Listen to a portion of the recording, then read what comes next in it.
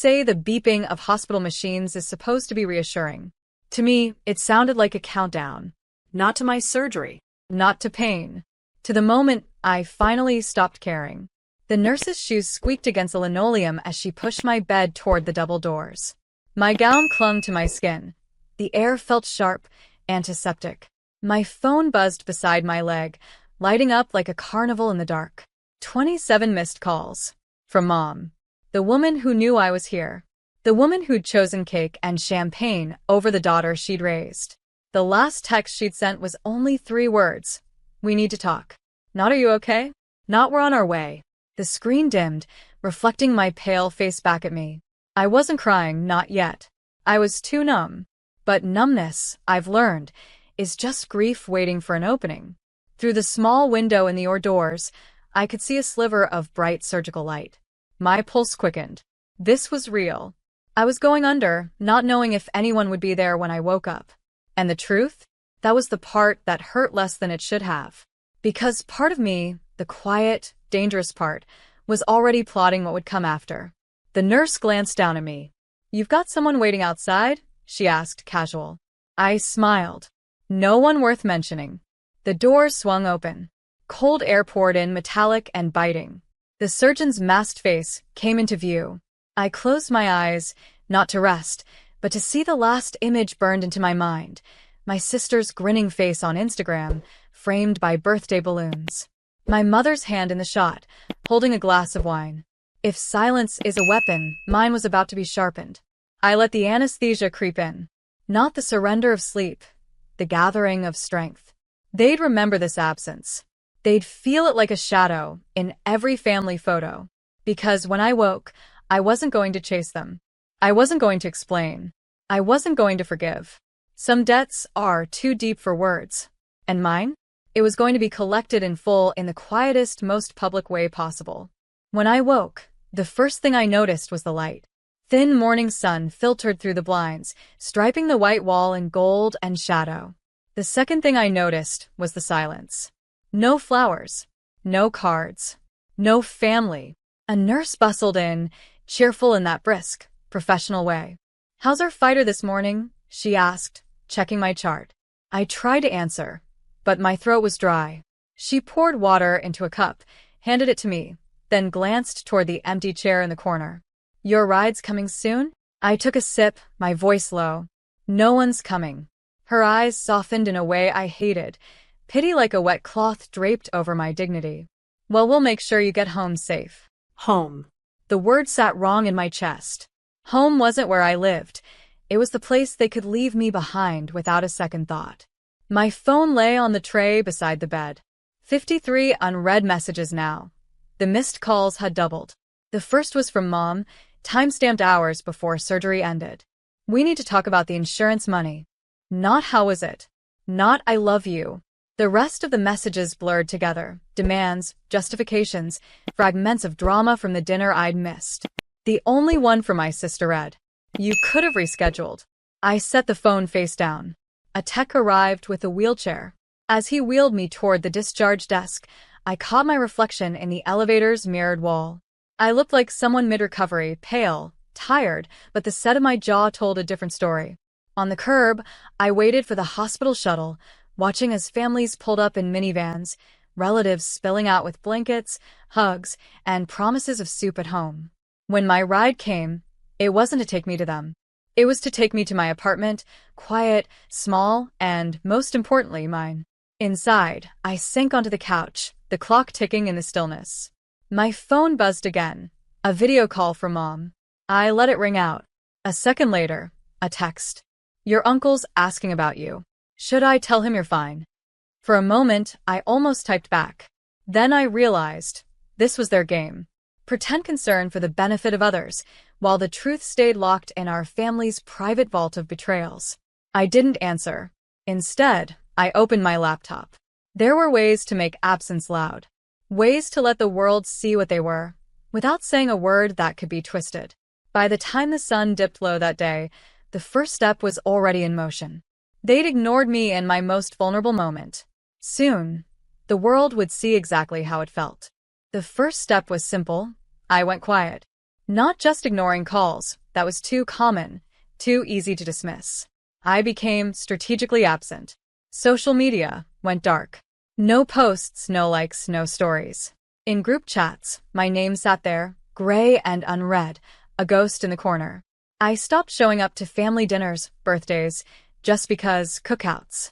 No explanations, no excuses. And yet, I was watching. It's strange how people reveal themselves when they think you're gone. My sister posted photo after photo from her birthday dinner, the one they'd all attended while I was being wheeled into surgery. The captions were glowing, all about family love. Mom commented on every single one with heart emojis, like nothing had happened. That's when I knew. It wasn't enough to just disappear. I had to make the truth visible. I started with Uncle Ray. He'd always been the one relative who called on my birthday without fail. I sent him one message. "Did Mom tell you I had surgery?" His reply came minutes later. "No, what surgery? When? Are you okay?" The ripple began. From there, I reached out to a cousin in Ohio, an aunt in Texas. Each time, the reaction was the same: shock, confusion, a hint of anger on my behalf. And I didn't embellish. I didn't accuse. I just stated the facts. No, they didn't visit. Yes, they knew. No, they never called until after it was over. It was the truth, stripped bare.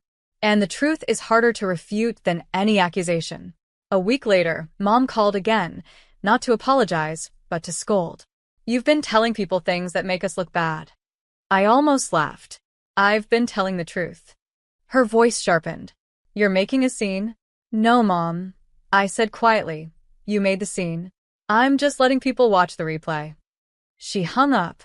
The next day, my sister texted, "Do you have to make this public? It's family business." I stared at the screen for a long moment before replying. "You made it public the moment you posted smiling birthday pics while I was in a hospital bed." Silence followed. The guilt wasn't there, not anymore. I wasn't that kid desperate for their approval. I was someone else now. Someone who understood that silence could be sharper than shouting, and absence could be heavier than presence.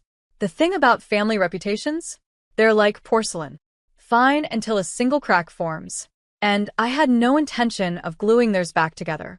By the end of that month, the whispers had started. The concerned relatives were calling them instead of me. And every time they tried to patch the story, they only made the crack bigger. Exactly as planned. The escalation didn't start with a bang. It started with a post. One photo. Not of me, not of them, but of a hospital wristband lying across my kitchen counter, next to a cup of untouched tea. Caption: "Recovery is easier when you do it alone." Thankfully, I've had practice. No tags. No names. No accusations. But in a family where everything is about image, subtlety is more dangerous than direct attack. Within hours, the comments rolled in. Old friends, coworkers, distant relatives, all asking the same thing: what happened? And the more I stayed vague, the more the speculation grew. By the next day, I started getting calls from numbers I didn't recognize. One was my aunt from New Jersey. We'd spoken maybe twice in 5 years. She didn't bother with small talk. "I just talked to your mom. She says you're exaggerating. You want to tell me what really happened?" So I told her dates, times, details. No embellishment, no venom. She went silent for a long moment before saying quietly, "I'll call you back."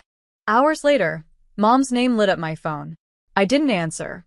Instead, I posted again.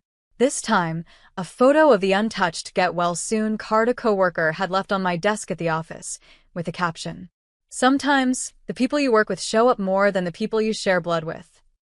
The comments doubled. And now, they weren't asking, they were reacting. Shock. Sympathy. Disbelief. That's when the messages from Mom shifted tone. From, "Stop making us look bad," to, "You're twisting the narrative," to, "You're hurting the family." But the thing about hurt? It doesn't start with the truth being told. It starts with the act that made the truth ugly to begin with. 3 weeks in, I got a message from an old family friend, Mrs. Alvarez. She'd known me since I was 5. "I'm sorry, sweetheart," she wrote. "I didn't know they left you there. I'll be having a word with your mother." That was the moment I knew this wasn't just whispers anymore. It was a slow, controlled burn spreading through every branch of our social circle. By the time my sister's engagement party rolled around, people were already looking at them differently. I didn't go, but the photos told me enough. Stiff smiles, fewer guests than usual, and comments under her posts that weren't the usual gushing praise. Reputation isn't destroyed in a single blow. It crumbles grain by grain until there's nothing left to hold. And I was just getting started. The sharper turn came with an invitation, one they didn't know I received. A local community group I'd volunteered with for years was hosting a charity gala. Normally, Mom would be front and center, shaking hands and pretending her life was spotless. This year, she wasn't even on the guest list. I was. When I arrived, I made sure to look like I'd never seen a sick day in my life. Black dress, gold earrings, hair pinned back. And I didn't arrive alone. I walked in with Mrs. Alvarez on one arm and Uncle Ray on the other. The same people who'd been quietly calling her, asking why she'd abandoned her daughter in a hospital bed. It was a visual she couldn't control. Word spread quickly. "I thought you were close with your mom," someone said in a hushed tone. "We used to be," I replied simply. Then I excused myself before they could ask more. Let them fill in the blanks. 2 days later, the local paper ran a photo from the event. Me, front row at the auction table, laughing at something Mrs. Alvarez said. My mother's absence was noticeable. The text from Mom came less than an hour after the paper hit mailboxes. "You're embarrassing yourself." I didn't reply. Instead, I sent an email to the gala's organizers, thanking them for the wonderful evening and offering a $500 donation in honor of the unsung heroes who stand by you when others won't. They posted the thank you on their Facebook page, tagging me. By now, the cousins, the neighbors, the church ladies, they'd all started choosing sides. And silence was never louder than when someone you once gossiped with stops acknowledging you in public. The breaking point came in the form of a voicemail from my sister. Her voice was tight, rehearsed. "Mom's really upset. You've made this a whole thing. You should apologize before it gets worse." I played it twice, then deleted it. Apologize? For surviving alone? For speaking truth without raising my voice? No. Instead, I sent my sister a single photo, the hospital wristband from months ago, and a one-line text. This is where it got worse. By the time summer ended, I'd been invited to 2 more community events they weren't included in, both hosted by people they once considered allies. Their smiles in public had tightened into brittle lines. The beauty of a slow, public unraveling is that you never have to raise your hand to push. You just remove your support and gravity does the rest. And the fall had only just begun. Symbolic revenge isn't loud. It's deliberate. And mine began with an auction paddle. The fall charity auction was the kind of event my mother used to live for. Wine glasses clinking, polite applause after every bid. I hadn't been in years. But this time, I made sure I was seated at the center table, surrounded by people she once called our circle. Halfway through the night, the MC announced the next item, a weekend stay at the lakeside cabin my parents used to rent every summer. The place where my mother would parade us in matching outfits for photo ops, then spend the rest of the trip reminding me how I didn't quite fit the image. I raised my paddle without hesitation. The bidding went back and forth, 200, 300, 4. At 500, the other bidder dropped out. Sold. A few claps, a few smiles, and one curious look from the mayor's wife. "I thought your family still rented that place?" she asked softly. "Not anymore," I said. "Guess things change." That weekend, I went to the cabin alone. I took photos, sunlight on the water, steam curling from my coffee cup, my bare feet on the dock. Each one captioned simply, "Some traditions are better without the ones who ruin them." I didn't tag anyone. I didn't have to. By Monday, I'd received 3 texts from my sister and 1 from Mom. "You're being cruel. You know this is hurting us. Take those posts down." I left them on read. What they didn't know was that the cabin wasn't the only auction I'd won that night. Another item, less flashy, but far more symbolic, a handcrafted quilt made by the women's shelter downtown. The same shelter I'd donated to quietly for years, long before they decided I owed them my earnings. 2 weeks later, I attended the shelter's winter fundraiser and donated the quilt back in my family's name. The director thanked the Hale family publicly from the stage. People clapped. My parents weren't there to collect it. That photo, me standing under the banner with the quilt, made it into the local paper. Again. By now, I didn't have to speak for people to understand. The pattern was clear. I was living well, connected, respected. They were absent. It's a strange thing, watching people who once claimed ownership over you lose their grip. They keep reaching, but there's nothing left to hold. And I was about to take away the last thread tying me to them. The final thread wasn't money. It wasn't property. It was the last name we all shared. It had been mine since birth, their stamp on every form, every school trophy, every bill I paid. For years, I thought it was unshakable, part of me. But sitting in the county clerk's office that gray Tuesday morning, pen in hand, I realized it wasn't. It was just ink on paper. The woman behind the glass looked up from my form. Reason for the change? I smiled. Personal. 2 weeks later, my new driver's license arrived. No more Hale.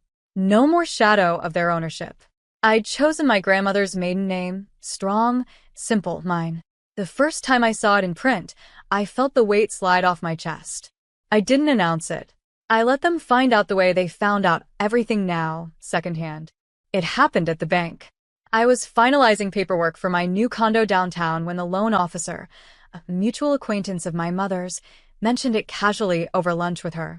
She must have remarried. My mother guessed. My sister corrected her. She didn't. She just changed it. They called that night. 21 missed calls by morning. The voicemail swung between guilt and fury. After everything we've done, you'd erase us like this? This is humiliating. You're making a scene. I didn't reply. Instead, I sent the shelter a fresh donation under my new name, a name they'd never touch, never claim, never twist. The receipt went up on the shelter's social media page with a photo of me and the director. The caption read, "Our community is stronger when we stand by each other." Within a day, it had more likes than any post they'd made all year. People started asking questions. Not to me. I was untouchable now, but to them. Why weren't they in my life? Why hadn't they been there at the hospital? At the auction?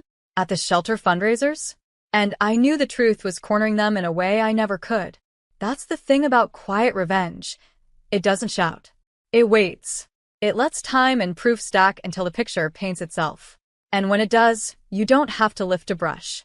All I had to do was sign my name. My new name. One last loose end remained, not for me, but for them. Something that would make sure their version of me, the one they'd controlled for years, could never be revived. That part would happen in public. The invitation arrived in early spring, the city's annual community awards banquet. I'd been nominated for Outstanding Service for my work with the women's shelter. I knew exactly who else would be in the room. My parents never missed this event back when they were still being photographed for the society pages. They'd sit front and center, shaking hands like royalty. This year, I requested my table be at the very front, one row closer than theirs. The night of the banquet, the ballroom glittered with glassware and soft jazz. I wore a deep emerald dress that caught the light with every step. The director of the shelter sat to my left, the mayor to my right. Halfway through dinner, the host took the stage and began the awards. When my name was announced, my new name, there was a brief pause in the room. People glanced at my parents, then back at me. I walked to the stage slowly, deliberately. The applause swelled. Cameras flashed. The host handed me the award and motioned for me to speak. I looked out at the crowd and directly at my mother. I stand here tonight, I began, not because I had everything given to me, but because I learned how to build from nothing. Some of us are lucky enough to be born into support. Others have to find it along the way. I found mine in the most unexpected places, and I'll spend the rest of my life making sure no one feels they have to go through life alone. The room went still. I smiled, holding the plaque high. From the corner of my eye, I saw my mother's jaw tighten. My father stared at his plate. After the ceremony, people came up to congratulate me. A few asked quiet questions about my name change, my work, my story. I didn't answer everything I didn't need to. The silence said enough.